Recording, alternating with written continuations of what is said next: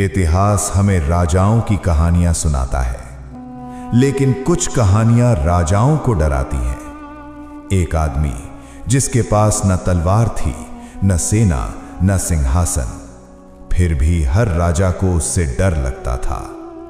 Daniel, एक बंदी जो महलों में रहा, आग के सामने खड़ा हुआ, सिंहों की मांद में उतारा गया, लेकिन हर बार वो टूटा नहीं। ये कहानी है उस आदमी की जिसने कभी सत्ता नहीं मांगी, लेकिन हर सत्ता को आईना दिखा दिया। दानिएल, एक विश्वास जो आग और सिंहों से बड़ा था। यरूशलेम की उस सुबह में कोई अलार्म नहीं बजा था, कोई भविष्यवाणी हवा में नहीं तैर रही थी, कोई संकेत नहीं था कि यह शहर, जिसकी दीवारों में पीढ़ियों की प्रार्थनाएं जमी थीं, आज इतिहास के एक ऐसे मोड़ पर खड़ा है जहां से लौटना संभव नहीं होगा। लेकिन फिर भी जैसे ही बाबुल की सेना के कदमों की गूंज दूर से सुनाई देने लगी, हवा का रंग बदल गया और पत्थरों के बीच भी एक अनकहा डर फैलने लगा। दानिएल उस समय बहुत युवा था, इतना युवा कि उसके चेहरे पर अभी भविष्य की कोई रेखा साफ नहीं थी, लेकिन इतना समझदार कि वह यह महसूस कर सके कि जब साम्राज्य चलते हैं तो वे सिर्फ जमीन नहीं जीतते, वे पहचान छीन लेते हैं, वे नाम बदलते हैं, वे भाषा तोड़ते हैं और वे आत्मा को धीरे धीरे दबाने की कोशिश करते हैं। बाबुल ने यरूशलेम को सिर्फ हराया नहीं था, उसने चुना था, और चुनकर उन युवकों को लिया गया जो तेज दिमाग, सुंदर शरीर और नेतृत्व की क्षमता रखते थे, ताकि उन्हें एक नई पहचान दी जा सके, एक नई शिक्षा दी जा सके और अंत में एक नए राजा के आगे झुकाया जा सके। और दानिएल उन्हीं में से एक था। जिस दिन उसे शहर से बाहर ले जाया गया, उस दिन उसकी आंखों ने पीछे मुड़कर नहीं देखा, क्योंकि कुछ दर्द ऐसे होते हैं जिन्हें अगर एक बार देख लिया जाए तो आगे चलना मुश्किल हो जाता है। और शायद इसी कारण उसने अपना सिर सीधा रखा, अपने कदम स्थिर रखे और अपने भीतर यह निर्णय कर लिया कि अगर सब कुछ छिन भी जाए तो वह अपने परमेश्वर को किसी कीमत पर नहीं छोड़ेगा। बाबुल पहुंचते ही पहली चाल चली गई, नाम बदलने की चाल, क्योंकि साम्राज्य जानते हैं कि नाम सिर्फ पहचान नहीं होते, वे स्मृति होते हैं, वे संबंध होते हैं। और जब दानिएल को एक नया नाम दिया गया तो वह सिर्फ एक शब्द नहीं था, वह एक संदेश था, अब तुम हमारे हो। लेकिन दानिएल समझता था कि नाम बदले जा सकते हैं, कपड़े बदले जा सकते हैं, भाषा बदली जा सकती है, पर वह आवाज नहीं बदली जा सकती जो इंसान के भीतर उसे बताती है कि वह कौन है और किसका है। फिर आया भोजन का मुद्दा, और यह मामूली बात नहीं थी, क्योंकि राजा की मेज से खाना सिर्फ पेट भरने का तरीका नहीं था, वह वफादारी की शपथ थी। वह चुपचाप यह मान लेना था कि अब जीवन का स्रोत राजा है, न कि परमेश्वर। और यहीं पर कहानी का पहला बड़ा मोड़ आता है, क्योंकि दानिएल ने उस क्षण वह निर्णय लिया जिसने उसके पूरे भविष्य की दिशा तय कर दी। उसने शोर नहीं मचाया, उसने विद्रोह नहीं किया, उसने तलवार नहीं उठाई, उसने बस शांत स्वर में यह कहा कि वह उस भोजन को नहीं खा सकता।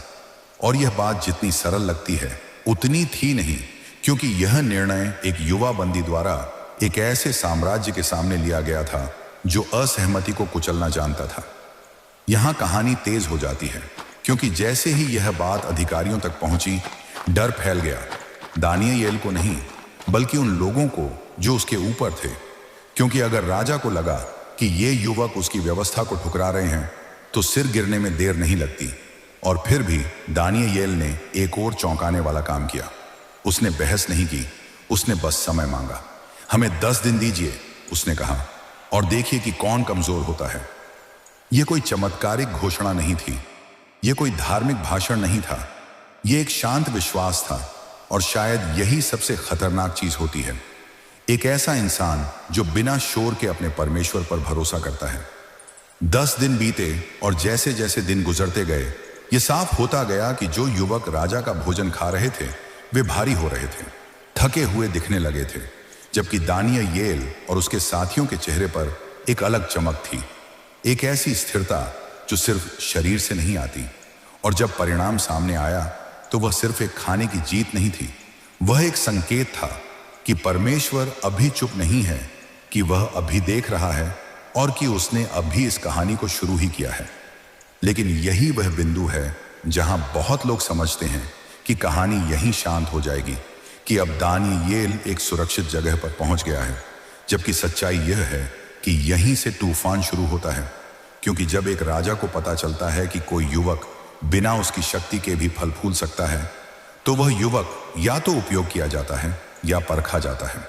और उसी समय महल की दीवारों के भीतर राजा नबूकदनेस्सर की नींद टूटने लगी, क्योंकि सपने आने लगे, ऐसे सपने जो डराते थे, ऐसे दृश्य जो सुबह तक पीछा नहीं छोड़ते थे और कोई भी उन्हें समझा नहीं पा रहा था। यह वही क्षण है जहां दानियेल की जिंदगी अब सिर्फ एक बंदी की कहानी नहीं रहती, बल्कि एक ऐसे इंसान की कहानी बनने लगती है जिसे इतिहास के सबसे शक्तिशाली लोग भी नजरअंदाज नहीं कर पाएंगे। क्योंकि अगले भाग में एक सपना आएगा, एक धमकी दी जाएगी, बुद्धिमान मारे जाने वाले होंगे और दानियेल जो कल तक एक बंदी था, एक ही रात में यह साबित करेगा कि असली शक्ति सिंहासन पर नहीं बल्कि उस परमेश्वर के पास होती है जो रहस्यों को खोलता है। उस रात बाबुल के महल में नींद नहीं थी, न राजा को, न पहरेदारों को, न उन दीवारों को जिन पर वर्षों से सत्ता की परछाइयां चिपकी हुई थीं, क्योंकि राजा नबूकदनेस्सर एक ऐसे सपने से जागा था जो सपना कम और चेतावनी ज्यादा था। और समस्या यह नहीं थी कि उसने सपना देखा था, बल्कि यह थी कि उसने सपना भूल गया था, लेकिन उसका डर नहीं भूला था। राजा को याद नहीं था कि उसने क्या देखा, पर उसे यह साफ महसूस हो रहा था कि जो उसने देखा है वह उसके राज्य से बड़ा है, उसके सिंहासन से भारी है और शायद उसके भविष्य को निगलने आया है। और जब डर सत्ता के दिल में बैठ जाता है तो वह सबसे पहले लोगों की जिंदगी मांगता है। उसी सुबह आदेश निकला, सारे ज्योतिषी, जादूगर, ज्ञानी और सपनों की व्याख्या करने वाले बुलाए जाएं। लेकिन राजा ने इस बार खेल बदल दिया था, क्योंकि उसने उनसे सिर्फ सपने की व्याख्या नहीं मांगी, उसने उनसे सपना बताने को कहा। और यही वह जाल था जिसमें बाबुल की सारी बुद्धि फंस गई। वे रोए, गिड़गिड़ाए, तर्क दिए, बोले कि ऐसा कभी किसी राजा ने नहीं मांगा, कि कोई भी इंसान किसी दूसरे के भूले हुए सपने को नहीं जान सकता। लेकिन जैसे जैसे उनके शब्द खत्म होते गए, राजा का धैर्य भी खत्म होता गया और अंत में वह वाक्य बोला गया जिसने महल की हवा को पत्थर बना दिया। अगर तुम सपना और उसकी व्याख्या नहीं बता सकते तो तुम सब मारे जाओगे। यह सिर्फ धमकी नहीं थी, यह आदेश था। और बाबुल में आदेश का मतलब होता था समय खत्म। तलवारें तैयार की जाने लगी, सैनिक निकले और जिन लोगों को यह भी नहीं पता था कि उन्होंने क्या अपराध किया है, वे भी मौत की सूची में डाल दिए गए। और इसी सूची में बिना कुछ जाने दानियेल का नाम भी लिखा गया। जब सैनिक उसे लेने आए तो वह घबराया नहीं, उसने भागने की कोशिश नहीं की, उसने बस एक सवाल पूछा, यह सब इतनी जल्दी क्यों? और जैसे ही उसने राजा के सपने और उसके क्रोध के बारे में सुना, वह समझ गया कि यह सिर्फ एक संकट नहीं है, यह वही क्षण है जिसके लिए उसका विश्वास तैयार किया गया था। दानियेल ने सीधे राजा के पास जाने की हिम्मत की, और यह हिम्मत किसी युवा बंदी में नहीं होनी चाहिए थी। लेकिन जब किसी इंसान को यह भरोसा हो कि उसकी जान से ज्यादा मूल्य सत्य का है, तो उसके कदम रुकते नहीं। और उसने राजा से बस इतना मांगा, समय। यहां कहानी फिर पलटती है, क्योंकि राजा जो अभी अभी सैकड़ों लोगों की मौत का आदेश दे चुका था, उसी राजा ने एक बंदी को एक रात दी। शायद इसलिए कि जब इंसान को कोई जवाब नहीं मिलता तो वह आखिरी उम्मीद भी पकड़ लेता है, चाहे वह कितनी ही छोटी क्यों ना हो। उस रात दानियेल सोया नहीं, वह अपने साथियों के पास गया और वहां कोई भाषण नहीं था, कोई दिखावा नहीं था, सिर्फ एक सच्ची प्रार्थना थी कि अगर परमेश्वर आज नहीं बोला तो सुबह खून बहने वाला है। और यह प्रार्थना किसी मंच के लिए नहीं थी, यह जीवन और मृत्यु के बीच की फुसफुसाहट थी। और फिर जब रात अपने सबसे गहरे हिस्से में पहुंची, जब शब्द थक जाते हैं और इंसान चुप हो जाता है, उसी क्षण परमेश्वर ने वह किया जो वह हमेशा करता है, उसने रहस्य खोला। दानियेल को सपना दिखाया गया, वह सपना जो राजा भूल चुका था, वह दृश्य जो सत्ता को डरा रहा था, अब एक बंदी की आंखों के सामने साफ था। और उस क्षण दानियेल उछलकर राजा के पास नहीं गया, उसने पहले घुटने टेके, क्योंकि वह जानता था कि रहस्य बताने की शक्ति उसकी नहीं, बल्कि उस परमेश्वर की है जो अंधकार में भी देखता है। सुबह होते ही जब तलवारें अभी हवा में थीं, दानियेल राजा के सामने खड़ा था और उसने एक बात बहुत साफ कर दी, यह रहस्य किसी मनुष्य की बुद्धि से नहीं खुला है। फिर उसने सपना बताया, एक विशाल प्रतिमा, सोने का सिर, चांदी की छाती, पीतल की जांघें, लोहे की टांगें और फिर एक पत्थर जो बिना हाथों के काटा गया और जिसने पूरी प्रतिमा को तोड़ दिया। महल में सन्नाटा था, क्योंकि राजा समझ गया था यह सपना उसके साम्राज्य का नहीं बल्कि हर साम्राज्य का नक्शा था। और जब दानियेल ने उसकी व्याख्या की, जब उसने बताया कि राज्य उठेंगे और गिरेंगे और अंत में एक ऐसा राज्य आएगा जो कभी नष्ट नहीं होगा, तो राजा सिंहासन से उतर आया, क्योंकि पहली बार उसे एहसास हुआ कि असली शक्ति सोने में नहीं बल्कि सत्य में होती है। उसी दिन मौत का आदेश वापस ले लिया गया। बुद्धिमानों की जान बची और दानियेल, जो कल तक एक बंदी था, अब बाबुल का सबसे भरोसेमंद सलाहकार बन गया। लेकिन अगर आपको लगता है कि यही जीत है, तो आप कहानी को नहीं जानते, क्योंकि जैसे ही कोई इंसान ऊंचा उठता है, निगाहें तेज हो जाती हैं, जलन जन्म लेती है और अगला तूफान पहले से ज्यादा खतरनाक होता है, क्योंकि अगले भाग में एक मूर्ति खड़ी होगी, आग जलेगी, नाम बदले जाएंगे और यह साबित होगा कि दानियेल का परमेश्वर सिर्फ सपनों में नहीं, आग के बीच भी मौजूद है। बाबुल में जब कोई राजा डर से उबर जाता है तो वह अक्सर अहंकार में गिर जाता है, और नबूकदनेस्सर भी उसी रास्ते पर चला, क्योंकि जिस सपने ने उसे कुछ समय के लिए झुका दिया था, वही सपना अब उसके भीतर यह भ्रम पैदा करने लगा था कि अगर सारे राज्य गिरेंगे तो क्यों ना वह खुद को उस कहानी का अंत बना दे। और इसी सोच के साथ उसने सोने की एक विशाल मूर्ति खड़ी करवाई, इतनी ऊंची कि उसकी परछाई दूर तक जाती थी और इतनी चमकदार कि लोगों की आंखें उससे हटती नहीं थीं। आदेश सीधा था, सरल था और जानलेवा था। जब संगीत बजे तो हर कोई झुके, हर घुटना मुड़े, हर माथा उस मूर्ति के सामने लगे, क्योंकि इस बार यह सिर्फ मूर्ति नहीं थी, यह राजा की इच्छा थी, और बाबुल में राजा की इच्छा से बड़ा कोई कानून नहीं था। हजारों लोग मैदान में खड़े थे और जब नगाड़ों और बांसुरियों की आवाज उठी तो धरती जैसे एक साथ झुक गई। लेकिन उसी झुकी हुई भीड़ में 3 लोग सीधे खड़े रह गए, शद्रक, मेशक और अबेदनगो। और यह दृश्य जितना छोटा लगता है उतना ही खतरनाक था, क्योंकि कभी कभी न झुकना ही सबसे बड़ा विद्रोह बन जाता है। दानियेल उस समय सामने नहीं था, लेकिन उसकी परछाई वहां थी, क्योंकि वही विश्वास जो उसने महल में चुना था, वही विश्वास अब आग के सामने खड़ा था। और जैसे ही यह बात राजा तक पहुंची, उसका क्रोध फिर से जाग गया, क्योंकि सत्ता को सबसे ज्यादा डर उन लोगों से लगता है जो शांत रहते हुए भी नहीं झुकते। तीनों युवकों को बुलाया गया और उन्हें आखिरी मौका दिया गया, झुको और जिंदा रहो या खड़े रहो और जल जाओ। और यही वह क्षण था जहां कहानी सांस रोक लेती है, क्योंकि उनका जवाब कोई चमत्कारिक दावा नहीं था, कोई यह घोषणा नहीं थी कि आग हमें छू भी नहीं पाएगी, बल्कि उन्होंने जो कहा वह कहीं ज्यादा गहरा था। हमारा परमेश्वर हमें बचा सकता है, लेकिन अगर वह न भी बचाए तब भी हम नहीं झुकेंगे। यह वाक्य आग से भी ज्यादा गर्म था। भट्ठी को 7 गुना ज्यादा गर्म करने का आदेश दिया गया। सैनिक उन्हें लेकर गए और जैसे ही वे पास पहुंचे, गर्मी इतनी तीव्र थी कि वही सैनिक छल कर गिर पड़े, क्योंकि जब इंसान आग को हथियार बनाता है तो वह यह भूल जाता है कि आग कभी किसी की नहीं होती। तीनों युवक भट्ठी में गिराए गए और दरवाजा बंद कर दिया गया। लेकिन यही कहानी वह मोड़ लेती है जिसे कोई भी लिख नहीं सकता था, क्योंकि जैसे ही राजा ने अंदर झांका, उसने 4 लोगों को चलते हुए देखा। 4, जबकि उसने 3 को ही डाला था, और चौथा कोई साधारण इंसान नहीं था, क्योंकि उसकी उपस्थिति आग को भी छोटा बना रही थी। राजा की आवाज कांप रही थी जब उसने उन्हें बाहर बुलाया, और जब वे बाहर आए तो न उनके कपड़े जले थे, न उनके बाल झुलसे थे, और न ही आग की गंध उनके शरीर पर थी। और यह दृश्य सिर्फ एक चमत्कार नहीं था, यह एक घोषणा थी कि जो परमेश्वर आग में साथ चलता है वह सिंहासन से कहीं बड़ा होता है। बाबुल ने उस दिन एक नया कानून नहीं सीखा, उसने एक नया डर सीखा, और वह डर था उस परमेश्वर का जो बिना तलवार के भी सत्ता को झुका सकता है। लेकिन अगर कहानी यहीं खत्म हो जाती तो यह सिर्फ एक प्रेरक घटना होती, जबकि असल सच्चाई यह है कि सत्ता कभी पूरी तरह नहीं सीखती, और नबूकदनेस्सर का अहंकार पूरी तरह नहीं टूटा था, क्योंकि कुछ समय बाद उसने फिर एक सपना देखा। इस बार सोने की मूर्ति नहीं, बल्कि एक विशाल वृक्ष जो पूरी धरती पर छाया हुआ था और फिर अचानक काट दिया गया।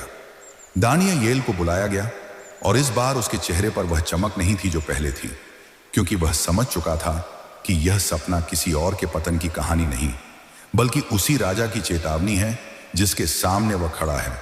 और उसने सत्य को मीठा बनाकर नहीं कहा, उसने साफ कहा कि अगर राजा नहीं बदला तो उसका सिंहासन छिन जाएगा, उसकी समझ जाती रहेगी और वह जानवरों की तरह रहने पर मजबूर होगा। और यही वह क्षण है जहां बहुत लोग उम्मीद करते हैं कि राजा सुधर जाएगा, लेकिन सत्ता अक्सर चेतावनी को चुनौती समझ लेती है। और नबूकदनेस्सर ने भी वही किया, जब तक कि एक दिन महल की छत पर खड़े होकर उसने अपने ही साम्राज्य को देखकर यह नहीं कहा, क्या यह महान बाबुल मैंने अपने बल से नहीं बनाया? और उसी पल उसका पतन शुरू हो गया। वह राजा जो लोगों को झुकाता था अब खुद धरती पर झुक गया, उसकी समझ चली गई, उसका वैभव मिट्टी में मिल गया और सालों तक वह एक ऐसा जीव बन गया जिसे देखकर लोग डरते थे, क्योंकि जब परमेश्वर किसी को गिराता है तो वह गिरावट केवल राजनीतिक नहीं होती, वह अस्तित्व की होती है। और जब वर्षों बाद उसकी समझ लौटी, जब उसने आंखें उठाकर स्वर्ग की ओर देखा, तब जाकर उसने स्वीकार किया कि असली राजा वही है जो कभी गिरता नहीं। लेकिन इस स्वीकारोक्ति के साथ ही एक और सच्चाई सामने आती है, राजा बदलते हैं, साम्राज्य बदलते हैं, लेकिन दानियेल वहीं रहता है। और यही स्थिरता आगे चलकर सबसे खतरनाक ईर्ष्या को जन्म देती है, क्योंकि अगले भाग में नए राजा होंगे, नए कानून होंगे, प्रार्थना अपराध बन जाएगी और दानियेल अब बूढ़ा, अनुभवी और शांत सिंहों की मान में उतारा जाएगा, जहां आग नहीं बल्कि दांत फैसला करने वाले होंगे। बाबुल अब वही बाबुल नहीं रहा था, नाम बदला था, झंडे बदले थे, सिंहासन पर बैठने वाले चेहरे बदले थे, लेकिन सत्ता का स्वभाव नहीं बदला था। क्योंकि जैसे ही नया साम्राज्य आया, मादी फारस का साम्राज्य, वैसे ही दरबार फिर से चालों, ईर्ष्या और सत्ता की उसी पुरानी राजनीति से भर गया। और इन सब के बीच दानियेल अब युवा नहीं था, वह वही था जो समय की हर परीक्षा से गुजर कर निकला हो, शांत, स्थिर और खतरनाक रूप से निष्कलंक। राजा दारियुस ने जल्दी ही यह देख लिया कि दानियेल में कुछ ऐसा है जो बाकियों में नहीं, न चतुराई न छल, बल्कि एक ऐसी ईमानदारी जो सत्ता को सुरक्षित भी रख सकती थी और उजागर भी। और यही कारण था कि राजा ने उसे ऊंचा उठाने का निर्णय लिया, और यही निर्णय बाकियों के लिए खतरे की घंटी बन गया।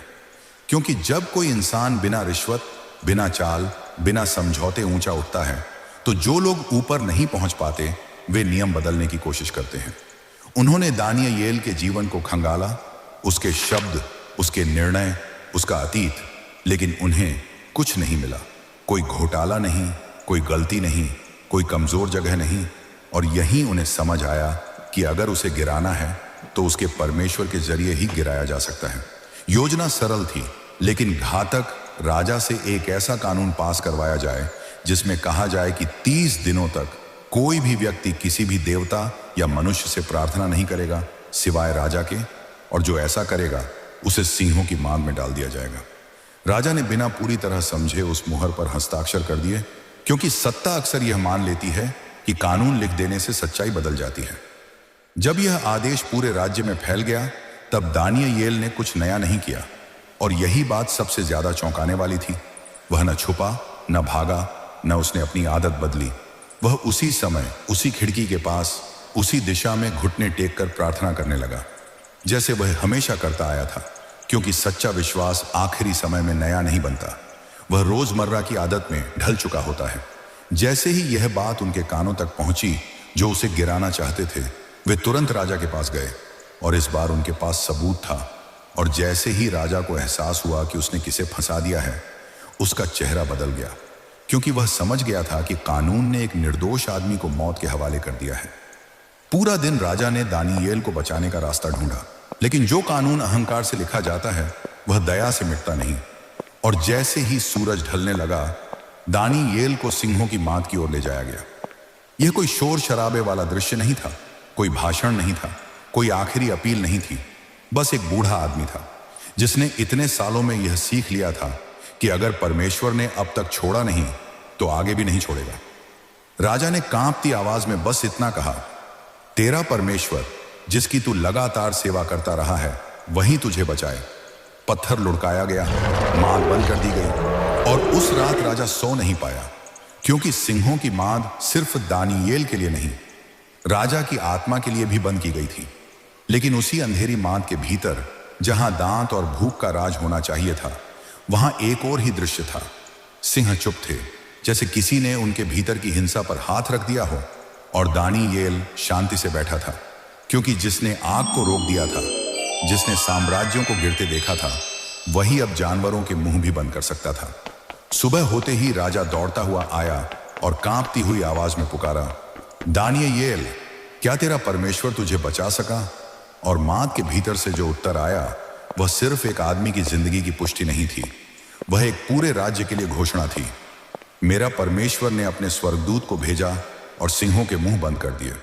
दानियेल बाहर निकाला गया, बिना एक खरोंच के, और जिन लोगों ने उसे गिराने की साजिश की थी, वही अब उसी मांद में डाले गए। और इस बार सिंह चुप नहीं थे। लेकिन दानियेल की कहानी यहां खत्म नहीं होती, क्योंकि अगर यह सिर्फ एक बचाव की कहानी होती तो यह प्रेरणा बनकर रह जाती। जबकि असल में दानियेल को सिर्फ बचाया नहीं गया था, उसे दिखाया गया था भविष्य। रातों में जब शोर नहीं होता, जब सत्ता सो जाती है, दानियेल को दर्शन मिलने लगे। 4 भयानक पशु समुद्र से निकलते हुए, सींग, सिंहासन, न्याय, समय, समय और आधा समय, ऐसे दृश्य जिन्हें देखकर वह खुद कांप उठा, क्योंकि यह दर्शन अब उसके समय के नहीं थे, वे उस समय के थे जो अभी आया नहीं था। उसे बताया गया कि राज्य उठेंगे और गिरेंगे, कि अत्याचार आएगा, कि सत्य दबाया जाएगा, लेकिन अंत में न्याय बैठेगा और एक ऐसा राज्य स्थापित होगा जो कभी नष्ट नहीं होगा। और यही कारण है कि दानियेल की पुस्तक डराती भी है और आशा भी देती है, क्योंकि वह यह नहीं कहती कि अंधकार नहीं आएगा, वह यह कहती है कि अंधकार टिकेगा नहीं। कहानी का अंत किसी जश्न में नहीं होता, किसी ताज में नहीं, बल्कि एक बूढ़े नबी की चुप्पी में होता है, जो यह जानता है कि उसने अपना काम कर दिया है। उसने झुकना नहीं सीखा, उसने समय से समझौता नहीं किया, और उसने यह देखा कि चाहे राजा बदल जाए, कानून बदल जाए और साम्राज्य मिट जाए, परमेश्वर का वचन नहीं मिटता। और यही दानियेल की जिंदगी का सार है, एक इंसान जिसने कभी सत्ता नहीं मांगी, लेकिन हर सत्ता को आईना दिखा दिया।